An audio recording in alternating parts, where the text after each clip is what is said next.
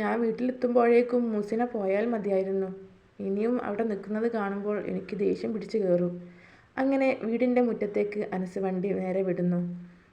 ഒന്നും മിണ്ടാതെ അവൻ നേരെ മുകളിലേക്ക് കയറുമ്പോൾ അതാ അടുക്കളയിൽ നിന്ന് എന്തൊക്കെയോ ശബ്ദം കേൾക്കുന്നു. ഓ, ഇവൾ പോയിട്ടൊന്നും ഇല്ലല്ലേ? ഇവളുടെ ബാപ്പ വന്നിട്ടൊന്നുമില്ല. വന്നിരുന്നെങ്കിൽ ഇവിടെയൊക്കെ കാണുമായിരുന്നു. അതീവ ദേഷ്യത്തോടെ അനസ് മുകളിലേക്ക് കയറിപ്പോയി.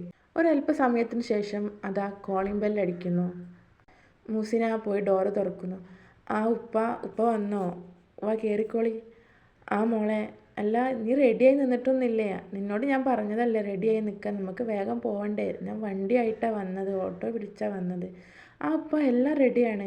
എനിക്കിനി മാറ്റാനും കൂടിയേ ഉള്ളൂ ഡ്രസ്സ്. നിങ്ങളിരിക്കി, ഞാൻ ചായ എടുക്കാം. മൂസിന തിരക്കിട്ട് ചായയൊക്കെ ഉണ്ടാക്കി. അപ്പോൾ അത് ഉമ്മ വരുന്നു. മോളെ മൂസി, നീ വേഗം പോയി ഡ്രസ്സൊക്കെ മാറിക്കോ. നീയൊക്കെ റെഡിയാക്കി വെച്ചിട്ടില്ലേ? ഞാൻ എടുത്തു കൊടുത്തോളാം ഉപ്പക്ക്. ആ ഉമ്മ, എന്നാൽ ഞാൻ പോയി വേഗം റെഡി ആവട്ടെ. അല്ല ഉപ്പ, ഇന്ന് ജോലിക്ക് പോയില്ലേ ഉപ്പ? ഇല്ല മോളെ, ഞാൻ 2 ദിവസമായി പോയിട്ട്. ഉപ്പക്ക് കാലിനൊക്കെ ഒരു വേദന, അപ്പോൾ പിന്നെ പോകാനൊന്നും കഴിയുന്നില്ല. പിന്നെ നീ ഇന്ന് വരാമെന്ന് പറഞ്ഞപ്പോൾ ഇന്ന് ചെറിയൊരു ജോലി ഉണ്ടായിരുന്നു, അത് പിന്നെ ഞാനിന്ന് പോകണ്ടെന്ന് വിചാരിച്ചു.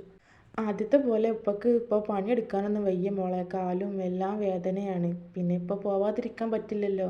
വീടിനുള്ളിൽ എന്തെങ്കിലും ഭക്ഷണമൊക്കെ കിട്ടണ്ടേ, അതിന് ഞാൻ പോയല്ലേ പറ്റൂ. അത് കേട്ടപ്പോൾ മൂസിനക്ക് ഭയങ്കര സങ്കടം വന്നു. ഈ ഒരു അവസ്ഥയിലേക്ക് ഞാനും കൂടി പോയാൽ എന്തായിരിക്കും റബ്ബേ അവസ്ഥ? അല്ല, എൻ്റെ ഇക്കാക്ക് എന്നെ വേഗം തിരിച്ചു കൊണ്ടുവരാനുള്ള മനസ്സ് നീ കൊടുക്കണേ റബ്ബേ. എൻ്റെ പാവപ്പെട്ട ഉപ്പയുടെ ഈ അവസ്ഥയിലേക്ക് ഞാനും കൂടി പോയാൽ ഉപ്പ തളർന്നു പോകും റബ്ബേ. ഇവിടെ ആവുമ്പം എനിക്കൊന്നും അറിയണ്ട, ആവശ്യത്തിന് കാശും ഭക്ഷണവും എല്ലാം കിട്ടുന്നുണ്ട്.